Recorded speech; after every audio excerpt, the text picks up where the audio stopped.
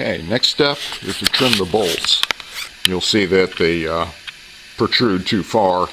I think this comes out to be like a 3/4, but I don't know if they make a 3/4 inch bolt 3 inch or 3/4 of an inch long.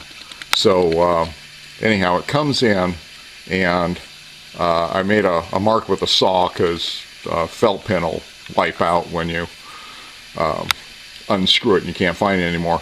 So anyhow, we're going to trim this so it ends up flush. This is where the stock shock goes, and it's a pretty tight fit, so this has to be flush when you do it. So that's what we're going to do next, is cut these guys down. So here you can see where I've cut it, and it's now flush in here. You don't want anything hanging out because the width of this has to fit through there, and anything hanging out will hang up. I checked, and the shortest bolt you can get on 3/4 inch is 1 inch long, so you will have to cut it. No big deal. But this part here is where I'm stacking washers, because this web is about 3/8 of an inch wide, more or less, and you want a fairly good tight fit, because you don't want to stress the brackets and put a side load on it. I'm using SAE washers mainly because of the smaller diameter, and they're a little thinner, so you can kind of fine tune them and get a decent fit. I put a little tack here and there just to kind of hold it, because it's a lot easier to assemble if it's one piece rather than having to stack a bunch of washers and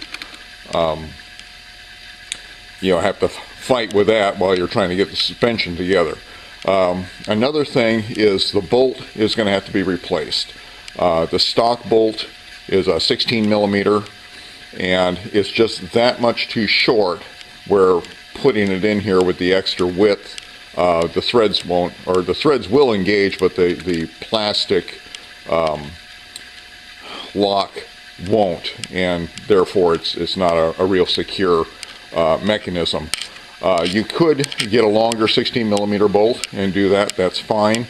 I'm using a 5/8 bolt, which is only 5/1000ths smaller in diameter, which in this application doesn't make any difference. So I'm using a 5/8 bolt because I got a 5/8 bolt. Yeah, that's that. This is the U-joint I used for the steering.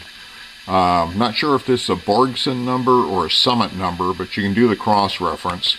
And if you can't see it real good, it's a BRG 114955.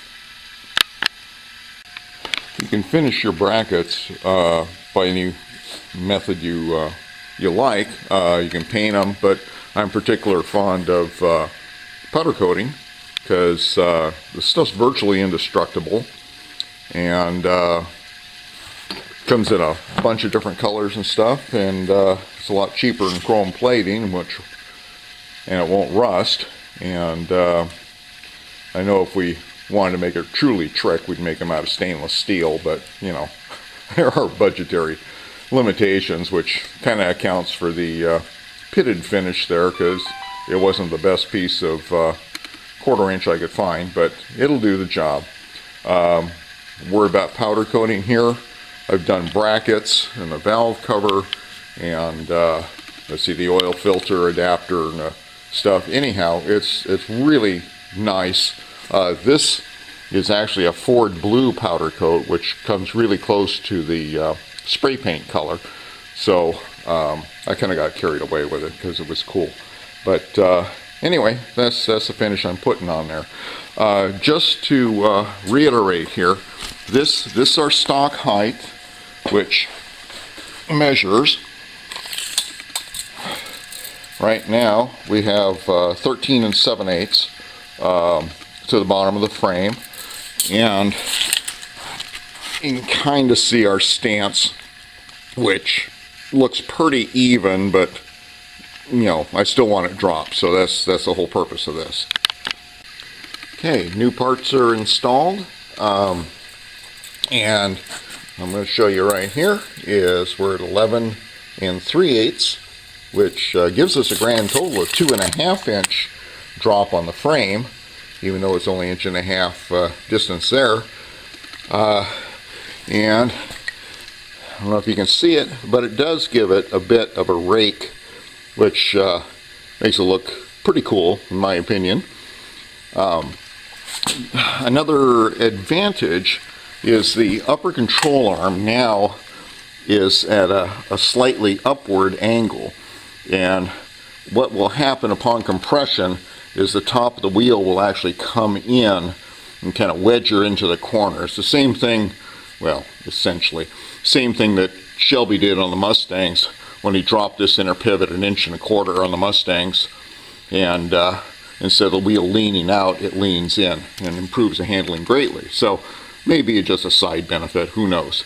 I can't tell you about the torque on this. I don't really know. A 3/4 inch bolt, you can give it 100 foot-pounds of torque all day long, it's fine. But it's into aluminum threads, so I'm not really sure what the torque should be on that. I know I just cranked the living bejesus out of it. I put red thread locker because it's probably the last time that bolt's ever going to see the light of day, so I want her in there good and solid. And anyhow, that's the project, or the modification on the project, and I'm really happy with it, and I hope it works for you too.